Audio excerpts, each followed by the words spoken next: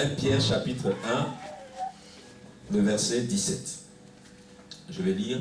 Et si vous invoquez comme Père, celui qui juge selon l'œuvre de chacun, sans acception de personne, conduisez-vous avec crainte pendant le temps de votre pèlerinage. C'est-à-dire sur la terre. On ne parle pas d'un pèlerinage à Jérusalem ou à la Mecque. C'est vers, la Bible dit, vois ta vie terrestre comme un pèlerinage. Or, le pèlerinage, c'est pour aller chercher la divinité. Donc, nous sommes sur terre, là. Ce n'est pas pour chercher le travail d'abord, c'est pour chercher Dieu. Quelqu'un peut dire Amen? Amen. Et donc, nous sommes de passage. Parce que quand on va en pèlerinage, en général, on revient. On ne reste pas là-bas. Donc, tu ne vas pas rester toujours ici. Tu vas aller rendre des comptes. Et la Bible dit Dieu qui fait exception de personne. C'est-à-dire Dieu ne va pas être intimidé par tes diplômes, par ton travail, par ta situation socio-professionnelle. Ça ne lui dit rien. Le plus gradé, c'est l'Éternel. Amen. Verset 18. Sachant que ce n'est pas par des choses périssables, par de l'argent ou de l'or, que vous avez été rachetés de la vaine manière de vivre que vous aviez hérité de vos pères, mais par le sang précieux de Christ. Quelqu'un peut dire avec moi le sang précieux. Oh, j'aime tellement cette expression. Le sang précieux. Appelle précieux. Quelqu'un dit avec moi précieux. De Christ. Comme d'un agneau sans défaut et sans tache. Amen. Ce sera le seul verset qu'on va lire. Gloire à Dieu. Amen. Le sang, c'est quoi? La servante de Dieu l'a expliqué déjà. C'est la vie. Dieu avait déjà parlé. Depuis Noé, quand Noé est sorti de l'arche, il dit, mais à partir de maintenant, parce qu'avant ça, Dieu a changé le régime alimentaire. Si vous lisez bien la parole, avant ça, ça sous-entend que Noé ne mangeait pas d'animaux. Mais en sortant, Dieu va dire, à partir de maintenant, vous allez manger des animaux. Vous serez une terreur pour tout animal sur la terre. Mais attention, vous ne mangerez pas la chair avec le sang. Parce que dans le sang, il y a l'âme. Dans le sang, il y a la vie. Pourquoi? Parce qu'en fait, quand Dieu nous a créés, vous verrez dans Genèse chapitre 2, vous verrez que Dieu va créer le corps avec la poussière de la terre, mais le corps ne bougeait pas. Et la Bible dit qu'il souffla un souffle de vie dans ses narines. Ou dans d'autres versions, il souffla un esprit. Autrement dit, tu es un esprit, et quand ton esprit est rentré dans le corps, la Bible dit que tu es devenu une âme vivante. Dans d'autres versions, c'est un être vivant, mais je préfère l'expression une âme vivante. Comme ça, vous comprenez mieux. C'est-à-dire, et quand l'esprit est rentré dans le corps, ça crée une âme. Et l'esprit, c'est quoi? L'esprit, c'est la partie qui a conscience de Dieu, ou conscience même de tout le monde spirituel. L'âme, c'est la partie qui a conscience de toi-même, c'est-à-dire c'est ta personnalité. Là où, par exemple, je vois la servante de Dieu qui est là. Je sais qu'elle s'appelle Esther, je sais qu'elle est servante de Dieu, je sais que son église est quelque part. Et beaucoup vont dire je la connais, mais tu ne la connais pas. Pour connaître quelqu'un, c'est au niveau de l'âme. Et l'âme, c'est quoi? C'est la volonté, c'est les sentiments, c'est les sensations, c'est les émotions. Or, par exemple, peut-être moi je pourrais savoir, elle aime tel gâteau, elle n'aime pas tel gâteau. Là on commence à la connaître. Je la connais de mon âme à son âme. C'est ça la vraie connaissance. Et le corps, ce n'est qu'un véhicule qui a la conscience du physique. C'est-à-dire, ma main peut toucher ça, mais mon âme et mon esprit ne peuvent pas toucher ça. C'est pour cela que même quand les anges se manifestent parmi nous, ils se manifestent souvent dans un corps. Les démons aiment posséder les gens parce que les démons n'ont pas forcément de corps. Il y a des grades chez eux. Tous les démons n'ont pas la capacité de se personnifier. Donc beaucoup aiment posséder parce qu'en possédant, ils peuvent goûter les sensations sexuelles. C'est-à-dire quand les gens sont possédés sexuellement et qu'il y a un démon, quand lui a son plaisir, le démon a son plaisir. Écoutez bien, quand une personne est possédée par un démon qui le pousse à boire, je ne dis pas que toujours c'est les démons, mais quand il y a un problème de démon, parce qu'il y a des gens qui disent non c'est le démon là qui me pousse, c'est toi qui aimes la boisson. Mais quand il y a un problème de démon, les démons aiment posséder parce qu'ils ont des comportements charnels. Donc l'esprit ne peut pas boire, mais en te possédant, il prend plaisir à la bière, à l'alcool, au champagne en excès. Sinon, boire, ce n'est pas un péché. Ce qui est un péché, c'est l'ivresse. Mais attention, même si tu te t'enivres jamais, je connais des chrétiens, même des pasteurs, s'ils n'ont jamais leur petit vin rouge, s'ils n'ont jamais leur petite bière, c'est dangereux. Parce que là, c'est un lien. Et le jour où tu seras en dépression, le jour où tu seras dans des problèmes, tu risques d'aller te consoler là-dedans et tu ne vas pas te consoler sur le Seigneur. Amen. Amen. Maintenant, l'âme est dans le sang. Ça veut dire que les animaux ont des âmes. Les animaux ont une conscience d'eux-mêmes. C'est pour ça que vous pouvez voir un chien sauver son chiot, des choses comme ça. C'est l'âme. Et l'esprit, c'est la partie qui ressemble à Dieu. C'est cette partie qu'on appelle l'image et la ressemblance de Dieu. Cette partie qui peut se connecter à Dieu. Et c'est pour ça que l'homme a ce besoin de religiosité. L'homme, s'il n'adore pas Dieu, il va adorer l'argent. S'il n'adore pas l'argent, il va adorer les femmes. S'il n'adore pas les femmes, il va adorer une star. S'il n'adore pas une star, il va adorer The Voice. S'il n'adore pas The Voice, il va adorer un footballeur. S'il n'adore pas un footballeur, il va adorer une statue. L'homme a ce besoin d'adoration. Parce que l'adoration est dans l'esprit. C'est pour ça que Dieu dit, l'adoration se fait en esprit. L'esprit que Dieu nous a donné a un besoin d'adoration. Or, les animaux n'ont pas l'esprit. Eux, ils ont l'âme. Et nous avons l'esprit. Et l'âme des animaux est liée à la terre. Mais l'âme des hommes est liée en même temps à la terre, mais au ciel. Amen. C'est pour ça que même quand tu manges, même quand tu te nourris, même quand tu fais tous les péchés, à bout d'un moment, même si tu n'aimes pas prier, même si tu es feignant dans le monde spirituel par rapport à Dieu, je veux dire, au bout d'un moment là, tu as toujours ce besoin. Parce que ton âme là, il y a un lien céleste aussi. Amen. Amen. C'est pour ça que, regardez, quand vous êtes affecté, je ne parle pas du domaine spirituel, quand il y a une mauvaise nouvelle, vous aviez faim 2 minutes avant, vous n'avez plus faim. Parce que là, votre âme n'a plus faim de la nourriture. Votre âme a besoin d'une parole de Dieu. Votre âme a besoin d'un esprit. Mais maintenant, quel esprit vous allez choisir? L'esprit de Dieu ou l'esprit de diable? C'est ça le problème. Mais la majorité choisissent plutôt l'esprit du diable. Et donc c'est pour cela que Dieu voulait le sang. Vous comprenez? Parce que la vie est dans le sang. L'âme est dans le sang. C'est pour ça que Jésus nous a donné son sang. Et vous devez comprendre une chose. Et comme elle l'a dit tout à l'heure, depuis le temps du jardin d'Éden, ils ont tous fait des sacrifices. Le premier, ça a été Dieu lui-même qui a mis les habits de peau. Je ne reviens pas dessus. Mais vous allez voir Caïn et Abel. Caïn a fait une offrande des fruits de la terre. Abel a fait une offrande c'est même pas des animaux, mais des prémices des animaux. C'est que ce Caïn-là, c'est pour ça que la Bible dit, même parmi nous dans l'église, il y a des gens qui ont l'esprit de Caïn.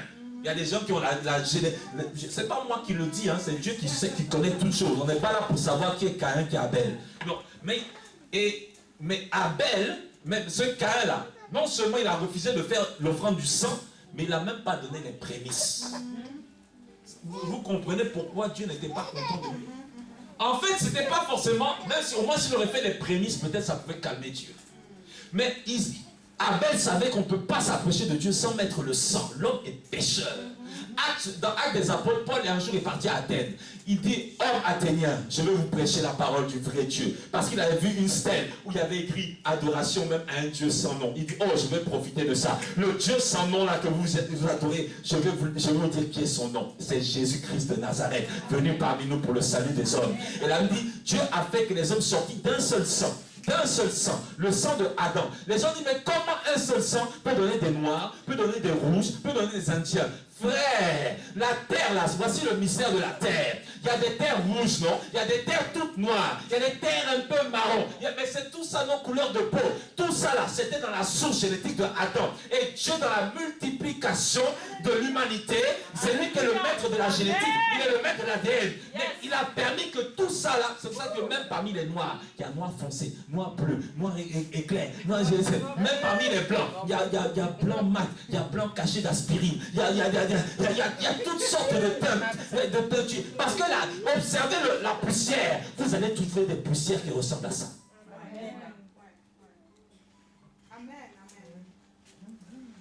Et la Bible dit, par un seul homme est rentrée la malédiction. Par un seul homme est rentré le péché. Par un seul homme est rentrée la mort. Et la mort a atteint toute l'humanité. Alors, de la même manière, et là tout le monde est d'accord pour le problème. Tout le monde dit, oh, mais c'est pas normal. Si moi j'étais là, pourquoi? Un seul homme a péché. Et Dieu met ça sur nous tous. Mais mon ami, Dieu avait dit à Daniel, la connaissance va augmenter. Aujourd'hui, c'est vrai que la science renie Dieu souvent. Mais la science aussi nous permet de comprendre mieux certaines choses bibliques.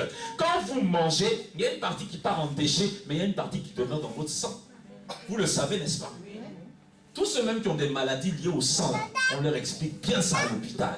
Ce que vous mangez peut vous faire vivre ou peut vous tuer. Parce qu'il y a une partie là, ça alimente votre sang. Il y a une partie là, et le sang va passer dans... Le sang là, c'est l'élément liquide qui passe dans tout ton corps. C'est pour ça que si tu me demandes, où est l'âme dans le corps? On ne peut pas situer l'âme, parce que le sang là, ça passe dans tout le corps. Depuis ton petit cuir chevelu jusqu'à la pointe de tes pieds, il y a du sang partout. Même quand vous voyez, même souvent regardez, hein, même quand vos os là, vous avez, c'est dans la terre, hein, peut-être si on fouille là, les généticiens peuvent trouver un peu de sang à l'intérieur de votre os, de façon microscopique. Oui, bien sûr. C'est pour ça que si un jour, Dieu te montre ton âme, tu verras que ton âme ressemble exactement à ton corps physique. Oui. Je vous dis la vérité. Quand vous entendez esprit, vous pensez à un nuage. L'esprit, c'est un corps, mais qui n'a pas le droit d'agir dans le monde physique, mais qui a le droit d'agir dans le monde spirituel. C'est un vrai corps. Les gens qui meurent là, ils ont un vrai corps. Comment ils se reconnaissent les morts là? La Bible en parle. Ils ont des corps. Seulement, c'est plus. Un esprit là, c'est pas un fantôme. Un esprit, c'est un corps, mais qui ne peut pas agir ici. Donc dans mon corps, il y a un autre corps que la Bible appelle l'homme intérieur, qui se renouvelle de jour en jour, pendant que l'homme extérieur, qui est le corps, décrépit de jour en jour. Parce qu'il vieillit. Même souvent, vous ne voyez pas, vous regardez dans le miroir un matin, un petit cheveu blanc, ça c'est son un petit barbe, ça c'est quoi ça? Ton corps est en train de pourrir petit à petit à cause du péché. Amen. Oui, tu peux faire tout ce que tu veux, botox, machin, tout ça là, tu vas pourrir. On est tous en train de pourrir actuellement, qu'on le veuille ou pas. C'est pour ça qu'on se lave tous les jours, mais ça part pas. On se relave sans cesse. Alléluia. Et regardez, la Bible dit que la pensée de l'Éternel sur l'Ecclésiaste est dans l'esprit de tous les hommes. Même l'homme incrédule, là, en fait, il a des expressions, sans le savoir, là, il sait qu'il est dans son sang, mais il ne sait pas aussi, parce qu'il n'a pas la connaissance spirituelle. Mais regardez, les hommes, là, vous n'avez jamais entendu ça? Avoir le sang chaud, c'est être impulsif.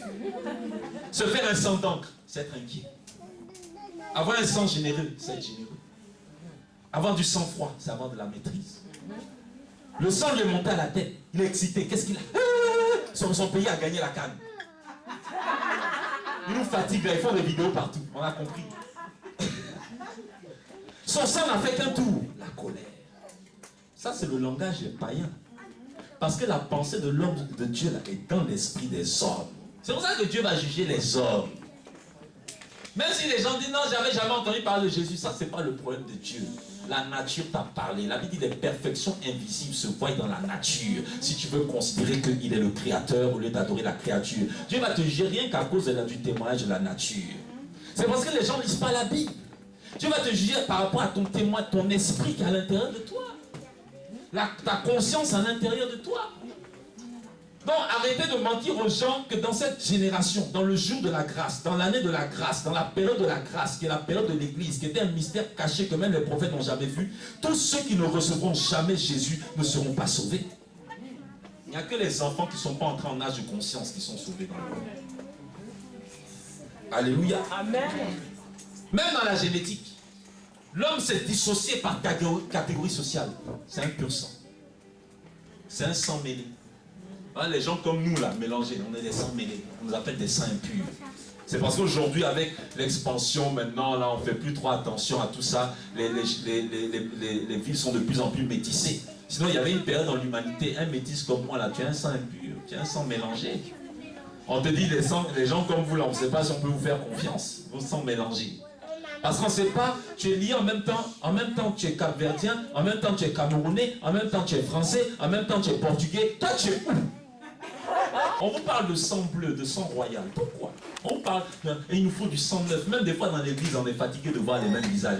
Allez évangéliser, il faut du sang neuf. Ouais, on ne vous dit même pas âme, le sang. Parce qu'en fait, Dieu a mis cette connaissance dans l'inconscient, dans le subconscient de l'homme. Si tu es violent, tu as fait couler du sang. On parle de crime de sang. On dit, toi, tu as assoiffé de sang, quoi. Hein? Il y a des gens, ils aiment tellement la bagarre, là. Tant que le sang ne coule pas, ça ne s'arrête pas. Tu as des mains tu as du sang sur tes mains. Même par rapport au droit, au principe d'honneur, on parle de droit du sang. On parle du prix du sang. On parle de la voix du sang. Donc, je passe par... Ça, c'est le monde, hein. C'est pas écrit dans la Bible ce que je dis. Hein. Mais Dieu nous rend témoignage par son esprit. Je pense que ce que je dis là, c'est vrai. Donc, vous voyez que le sang devant Dieu, c'est trop fort. C'est pour ça que le Dieu de la Bible, je vais dire une expression qui va choquer certains, c'est un Dieu sanguinaire. Oui. Quand je dis sanguinaire, c'est le sang. C'est pas dans le sens qu'il est vampirique. Mais c'est un Dieu sanguinaire. Si Dieu ne voit pas le sang, t'approches pas de lui. Si Dieu ne voit pas le sang, ne pense même pas être exaucé. Si Dieu ne voit pas le sang, ne réfléchit même pas à l'adorer. Si Dieu ne voit pas le sang, c'est ce que l'évangile a pris le temps de nous expliquer par l'Esprit de Dieu. C'est que s'il n'y a pas de sang, vous devez comprendre cela. S'il n'y a pas de sang, ça ne sert à rien de venir te promener dans les églises. S'il n'y a pas de sang, ça ne sert à rien de te lever faire des nuits de prière. Dieu, il ne rigole pas. Parce que le péché de l'humanité, ça a affecté Dieu dans ses entrailles. Le péché de l'humanité, là, ça a énervé Dieu à un niveau pas possible. Le péché de l'humanité, là, ça a mis Dieu dans une colère, au point que le Seigneur dit, celui qui n'a pas le Fils, la colère de Dieu demeure sur lui. On n'a pas dit la colère de Dieu va venir, mais elle demeure. Ça y est, elle était déjà là depuis. La Bible dit que quand la voix de l'Éternel est venue au soir dans le jardin, Adam et Ève ont eu peur. Mais je n'aime pas trop cette version. Si vous lisez la version Martin et vous lisez la Bible en hébreu, vous verrez que ce n'est pas le soir. La Bible dit la voix de l'Éternel se fait entendre dans le vent. Or le vent c'est roi. Roi c'est l'esprit. Dieu nous parle par son esprit. Amen. Dieu ne nous parle pas dans la nuit. Amen. C'est quoi ça? C'est pour ça que quand on dit non, il y a des prédicateurs. Ah, Adam voyait Dieu. Adam n'a jamais vu Dieu. La Bible dit personne n'a jamais vu Dieu. Si ce n'est le Fils qui est dans le sein du Père. En fait, Adam entendait la voix de l'Esprit de Dieu. Mais la différence, c'est que lui n'avait pas besoin de prier, de jeûner comme nous, de faire des exercices spirituels pour que le cœur soit bien disposé. Comme le péché n'était pas en eux. Et quand ils ont mangé ce fruit-là, comme je le disais, quand vous avez des maladies de sang, mais il y a une partie qui est partie en déchet, mais une partie qui est restée dans le corps et qui s'est transmise de génération en génération, de siècle en siècle, de millénaire en millénaire, et qui s'est empirée jusqu'à aujourd'hui. C'est à cause de ça que nous avons toutes sortes de problèmes. Donc même si toi tu es mieux que tes ancêtres là, par ton comportement, mais par ta nature, tu ne peux pas enlever la marque de ce fruit dans ton corps. Dieu le voit. Dieu le voit. C'est pour ça qu'il ne faut pas raisonner avec Dieu. Les gens s'amusent avec le péché. Et donc Dieu va faire couler le sang. Le sang va couler, les animaux, le sang. La première, je regardais. Et à chaque fois, je fais une parenthèse. Mais pour moi, il est important. On va dire, j'aime trop parler de ça. Mais nous sommes dans un temps de réveil spirituel où chacun doit savoir ce qui va avec Dieu. Et personne n'a dit Amen. Amen. Regardez, la Bible dit, c'est pas par des choses périssables, comme quoi, l'or ou l'argent. Vous ne trouvez pas ça bizarre que la Bible mette une opposition entre le sang? On n'a pas dit, pour Dieu, l'or n'est pas précieux. Pour Dieu, l'argent n'est pas précieux. Pour Dieu, tes dîmes ne sont pas précieuses. Pour Dieu, tes offrandes en euros ne sont pas précieuses. Mais pour Dieu, ce qui est précieux, c'est le sang de Jésus. Amen. Et je vous dis que l'argent est rentré dans l'église. Non, je reformule pas l'argent. Le démon qui veut nous pousser à adorer l'argent plutôt. C'est lui. Non, l'argent, c'est quelque chose que Dieu a fait pour l'homme. Amen. Amen. Mais pourquoi? Parce que les apôtres étaient avertis par le Saint-Esprit que les hommes vont venir avec des évangiles bizarres pour vous pousser à vous racheter avec l'or et l'argent, alors que c'est le sang qui rachète. Alléluia. Et nous sommes dans cette génération, ce n'est pas nouveau, mais plus nous marchons, plus ça empire. Les choses périssables, c'est les choses corruptibles. C'est des choses qui se... Le mot périssable en grec, ça veut dire aussi dévaluation. Or, l'argent se dévalue, non? L'euro peut se dévaluer. Le franc CFA, alors n'en parlons pas. Donc, peut-être un jour, on va nous dire quadruple dévaluation. Est-ce que vous comprenez? Même l'argent qui n'est pas monétaire, il y a le cours de l'or, il y a le cours du pétrole, toutes ces choses-là, ça peut se dévaluer. Ta société peut se dévaluer, on ne sait pas pourquoi. Le cours des actions de la société, ça chute, ça remonte, ça peut rechuter d'un coup. Quand la crise économique a commencé, à partir de 2008, si je ne me trompe pas, il y a des milliardaires qui se retrouvent avec $2 dans leur compte en 24 heures. Les gars sont suicidés. Les gens avaient 700 millions de dollars. En 24 heures, il s'est retrouvé à 2 dollars dans son compte. C'est passé aux informations à l'époque. Ils sont défenestrés. Parce qu'on ne peut pas s'appuyer sur ces choses. C'est ce que la parole de Dieu nous dit. On ne peut pas s'appuyer sur nos maisons. On ne peut pas s'appuyer sur nos voitures. On ne peut pas s'appuyer sur nos chaussures. On ne peut pas s'appuyer sur nos montres. Ça là, ça ne dépend, ta vie ne dépend pas de ces choses. Alléluia. Yes. Et la Bible dit, racheter. Racheter de quoi? De la vaine manière. Vaine là, ça veut dire quoi? C'est ce qui est dépourvu de vérité. C'est-à-dire qu'en fait, nous marchons dans le mensonge. Nous marchons dans... C'est des choses qui n'ont pas de résultat. C'est des choses inutiles. C'est des choses futiles. C'est des choses insensées. Même beaucoup parmi nous, la Bible nous dit, honore ton père et ta mère. Mais entre nous, pas devant les hommes, mais devant notre conscience, nous savons que nous ne respectons pas les femmes parce que nos papas là, des fois ils ont eu 400 femmes. Nous savons que on divorce comme ça parce que nos mamans nous ont appris, le jour où ton mari te prend la tête, tu te bats. Mais oui, il y a des choses comme ça. Et des fois, vous êtes chrétien, vous gardez cet héritage en vous. C'est avec moi, ça sort aujourd'hui.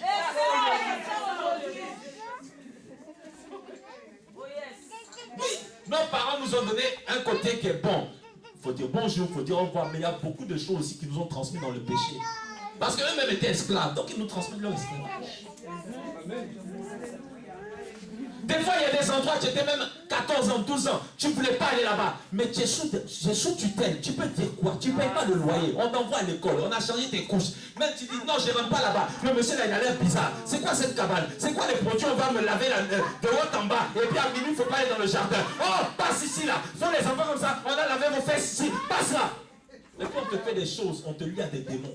La vaine manière de vivre que nous avons hérité de nos pères. Et souvent, il y a des chrétiens qui veulent reproduire ça. Vous n'êtes pas chrétien si vous faites ça. Et nous avons, voici l'héritage de nos parents.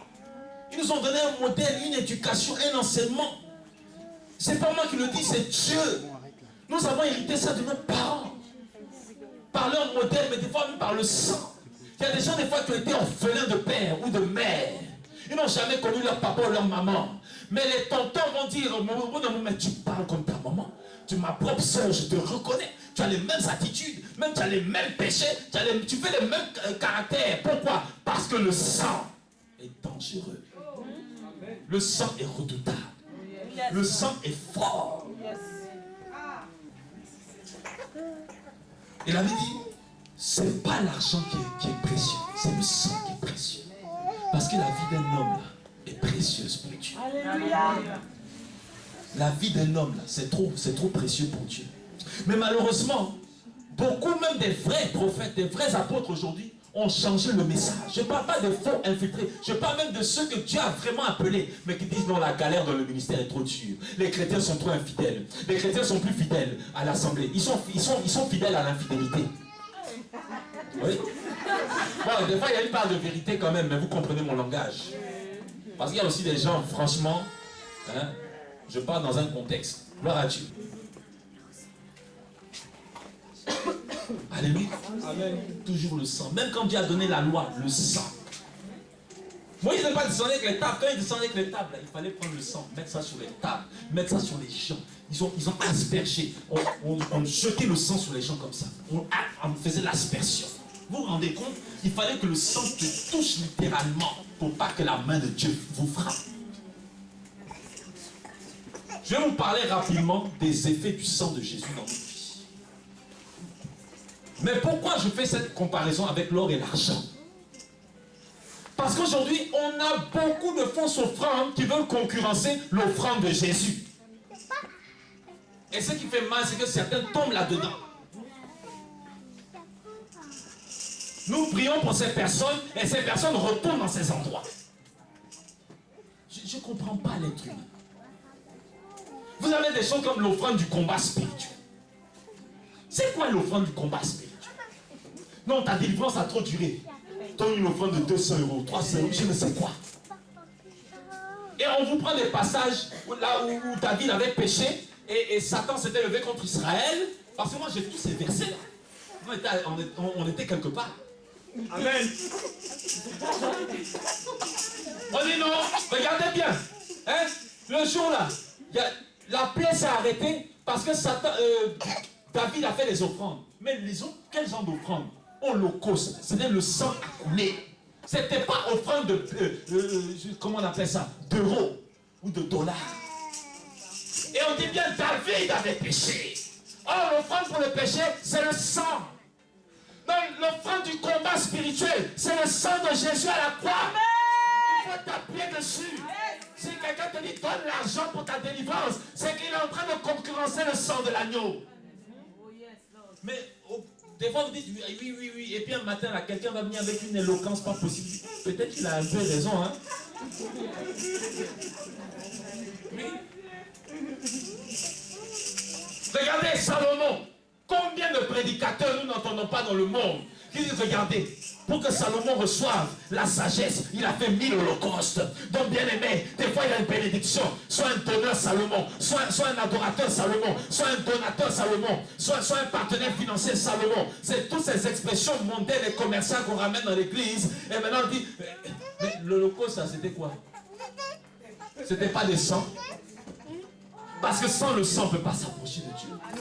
Mais regardez bien, le même Jacques, mais sous la nouvelle alliance sur le sang de Jésus. Est-ce qu'il dit maintenant de faire l'holocauste? Si quelqu'un manque de sagesse, mes frères et sœurs en Jésus-Christ, qu'il demande tout simplement à Dieu qui accordera. Parce que le sang de Jésus est plus précieux que les 1000 holocaustes de Salomon. Vous voyez comment on est compliqué? La Bible dit Dieu a fait les hommes droits, mais ils ont cherché beaucoup de détours. Dans la loi de Moïse, il y avait 5 salles, j'ai prêché 100 jours. Comment je passe comme ça? On ne peut pas lire. L'holocauste, c'était quoi? On consumait l'animal de la tête aux pieds. Ça, c'était le don de la vie entière que Jésus nous a donné. Et c'est aussi l'image pour toi. Hein. C'est que si Jésus s'est donné entièrement à toi, il faut te donner entièrement à lui.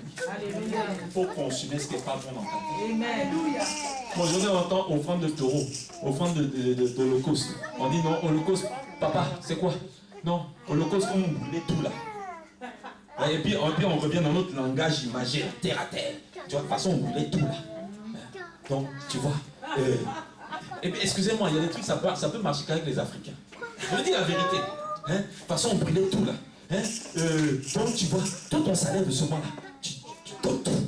Hein? Ah bon? Et puis, tu vas voir le miracle.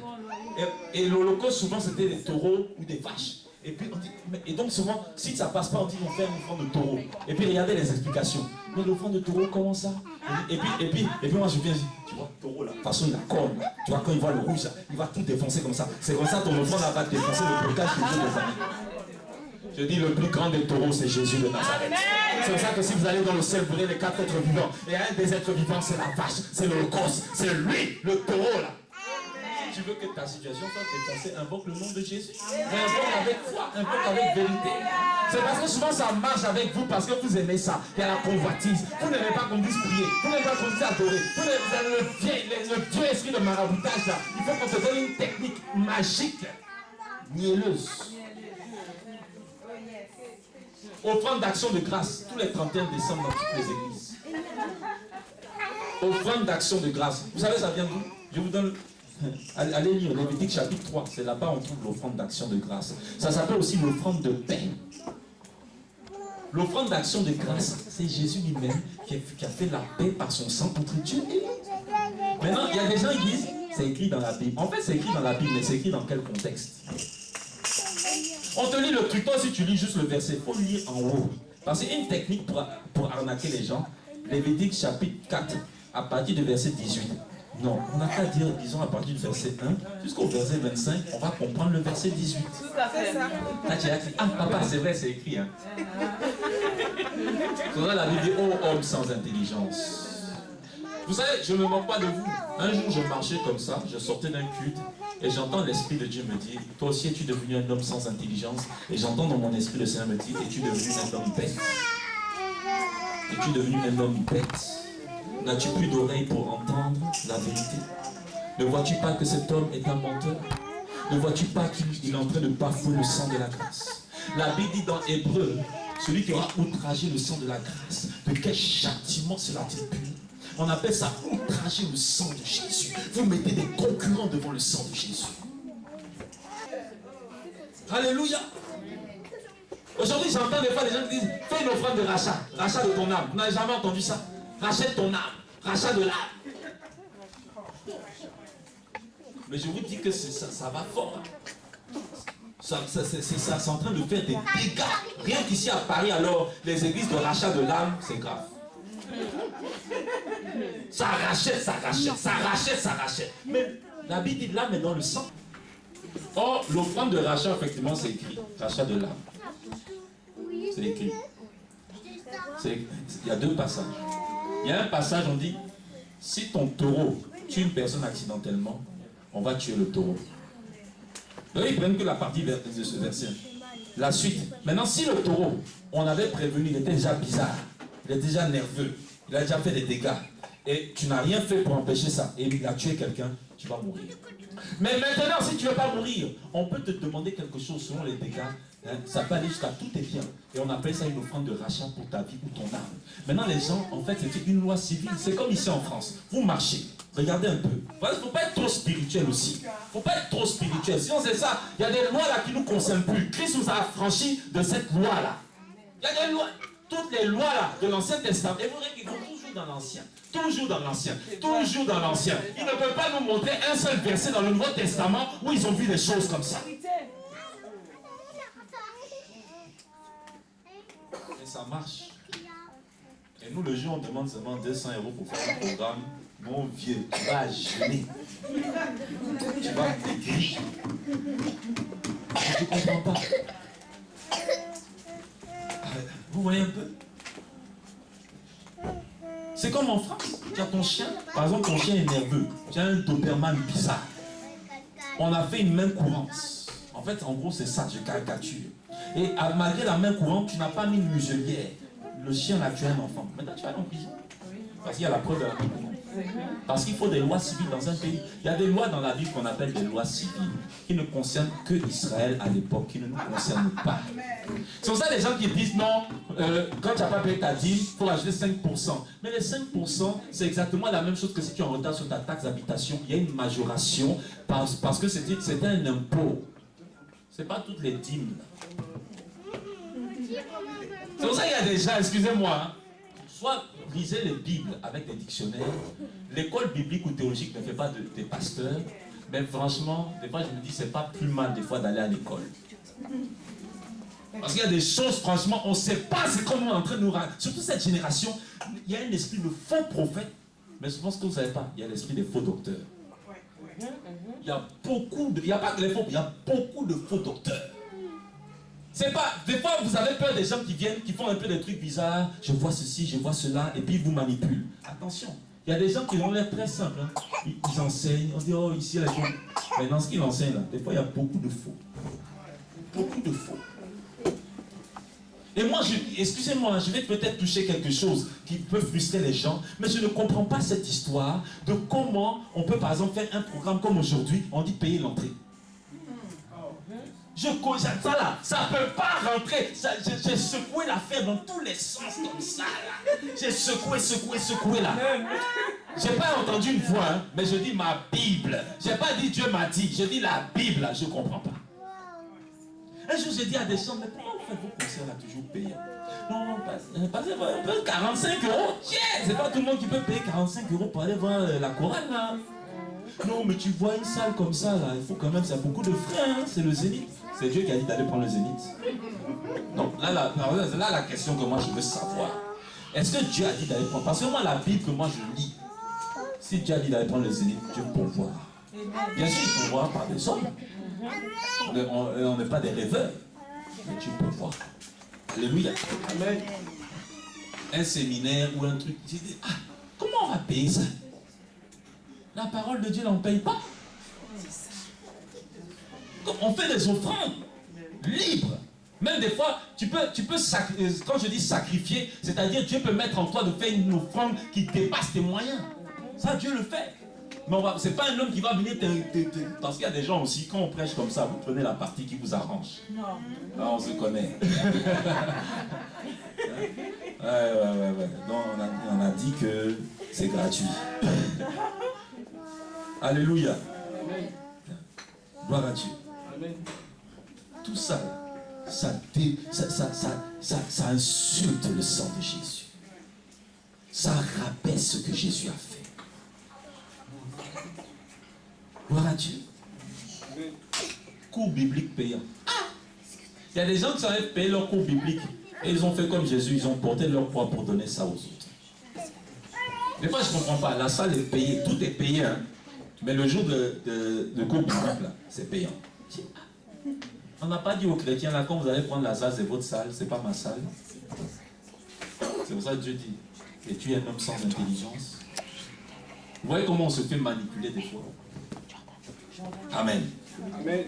Et c'est pour ça que la Bible dit, c'est pas l'or qui est précieux. Et souvent, nous-mêmes, les prédicateurs, ça nous prend. Il faut qu'on, vous voyez un peu, il faut qu'on crée des choses. Et des fois, c'est tellement bien prêché, tellement bien emballé. Comme un joli papier. Vous n'avez jamais eu des fois un papier cadeau et puis tu te fais un film. Ça, le cadeau là doit être dangereux. Quand tu ouvres là, tu dis merci. Merci, merci, merci. Parce qu'il faut être poli quand même. Amen. Et donc, Dieu s'est incarné parmi nous parce que aucun sang humain ne pouvait racheter. Le livre de Psaume dit, aucun homme ne peut racheter un homme. Non, on va prendre le sang de qui pour racheter qui? C'est pas possible. On ne peut pas prendre le sang d'un animal parce que le sang des animaux couvrait le péché. Et selon Hébreu, il fallait que chaque année il y ait répétition. Et même, vous savez, le jour du grand pardon, cette fête à le Yom Kippour, c'était ce jour-là, c'est ce que l'évangile Esther a lu tout à l'heure dans Lévitique 16, c'est la fête du Yom Kippour, où on prenait 2 boucs et un taureau. Il y avait le bouc Azazel. Il y avait un bouc qu'on sacrifiait, image de Jésus qui est mort pour nous. Et un bouc sur lequel on imposait la main. On confessait tous les péchés. Et lui, on le chassait dans le désert. Image de, ça, c'est l'image de Jésus qui est parti avec nos péchés. Il les a emportés loin de nous. Et plus jamais on peut nous les rappeler. Amen. Mais comme eux, et même en Israël, il y avait aussi des sacrifices, même tous les jours. À la Pâque, il y avait sacrifice. À chaque fête, il y avait des sacrifices. Mais même tous les jours, matin et soir, il y avait des sacrifices. Quand vous lisez la Bible. Maintenant, ça couvrait. Ça ne pouvait pas enlever la colère de Dieu. Ça calmait la colère. Vous comprenez? Ça n'enlevait pas la colère, mais ça calmait la colère. Mais Dieu, à un moment, au temps précis, au temps prophétisé, dit, quand vous lisez Hébreu, tu m'as créé un corps et je suis venu avec le rouleau du livre, la parole de Dieu faite chair. Dieu lui-même en personne va devenir homme et descend dans le sein d'une femme, Marie en tant que mère porteuse tout simplement. Vous savez que dans le sang de Jésus, il n'y a pas le sang de Marie. Dans le sang de Jésus, il n'y a pas le sang de Joseph puisque Joseph n'avait jamais connu Marie intimement. Et vous savez que même l'homme sort de l'homme et la femme porte l'homme. La femme accouche, mais l'homme sort de l'homme. C'est le spermatozoïde, là, c'est lui qui détermine si tu es homme ou femme sur un plan sexuel. Donc les hommes qui disent, oh, cette femme-là ne m'enfante que des filles, mon frère, c'est pas ta femme, c'est toi. C'est toi qui fais des filles qui vont se développer dans le corps de ta femme. C'est l'homme qui a la semence et la femme est le terrain dans lequel se développe la semence. Vous comprenez? Et comme aujourd'hui il y a des mères porteuses, la science, mais en réalité il n'y a aucun, il n'y a pas de, comment on appelle ça? Il n'y a pas de le sang. Vous comprenez? Il n'y a pas son sang dans l'enfant. C'est ce qui s'est passé pour Jésus. Donc vous comprenez que le sang de Jésus, il vient du ciel. Et le Dieu de la Bible a du sang. Ça gêne les gens des autres religions.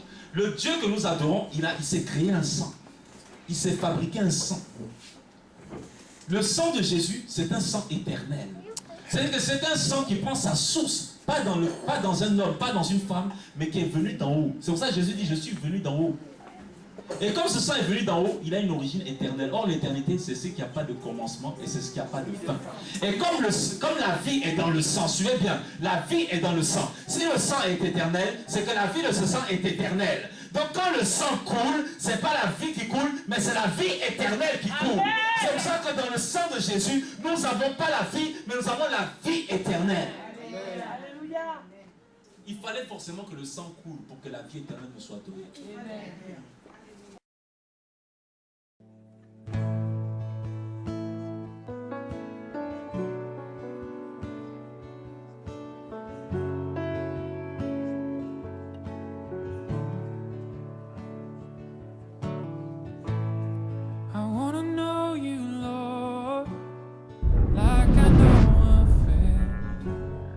I wanna know